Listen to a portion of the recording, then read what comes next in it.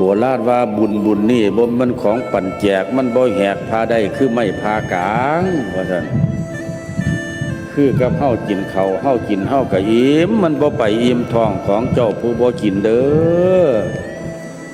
โบราณเพิ่นบอก